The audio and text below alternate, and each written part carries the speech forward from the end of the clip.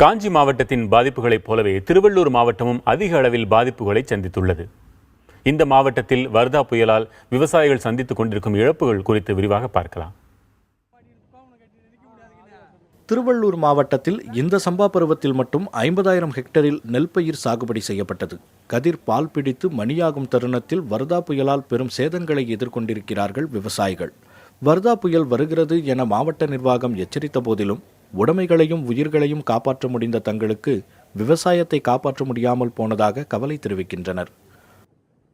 இந்த வர்தா புயல் மொத்தம் அடிச்சும் போயிடுச்சு, மொத்தம் பதிரா போயிடுச்சு. எங்களுக்கு வேறு வாழ்வாதாரம் கிடையாது. இருக்கிறது இந்த பயிரை நம்பி தான் நாங்கள் வாழ்கிறோம். இப்போ 4 மாதமாக கஷ்டப்பட்டு போயிடுச்சு. போன வருஷம் இதே மாதிரி இதுக்கு வெள்ளத்தில் மொத்தம் அடிச்சும் போயிடுச்சு. இதுவும் போயிடுச்சுன்னா எங்களுக்கு ஒன்றும் வேறு பாதிப்பு வேறு என்ன பண்ணுறதுன்னு தெரியல. குறுவை சாகுபடியும் பருவமழை பொய்த்து போனதால் லாபம் ஈட்ட முடியாமல் போன நிலையில் சம்பா சாகுபடியும் புயல் காற்றால் சேதம் ஏற்படுத்தியதால் செய்வதறியாது திகைக்கின்றனர் இந்த விவசாயிகள். 130 கிலோமீட்டர் வேகத்தில் வீசிய புயலாலும் கடல் நீர் வயல்களில் புகுந்ததாலும் 32,000 ஹெக்டரில் விளைந்த நெற்பயிர் முற்றிலும் சேதமடைந்துள்ளதாக மாவட்ட நிர்வாகம் தெரிவித்துள்ளது. 17 ஹெக்டரில் பயிரிடப்பட்ட தென்னை மரங்களில் 2,909 மரங்கள் சேதம் எனவும் வாழை மரங்கள் முழுவதுமாக சேதமடைந்துள்ளதாகவும் விவசாயிகள் தெரிவிக்கின்றனர். அது என்ன பண்ணுறது ஏது பண்ணுறதுனே தெரியல. கடன் வாங்கி வச்சுட்டோம் வாழைக்கு வச்சதுனால இப்போ கடன்காரனுக்கு பதில் சொல்ல முடியல.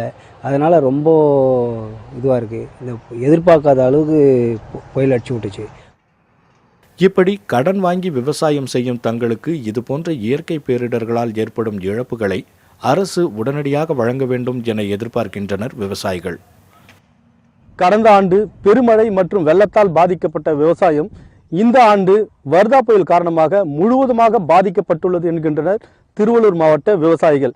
இவர்களுக்கு அரசு உரிய இழப்பீடு உடனடியாக வழங்க வேண்டும் என எதிர்பார்க்கின்றனர்.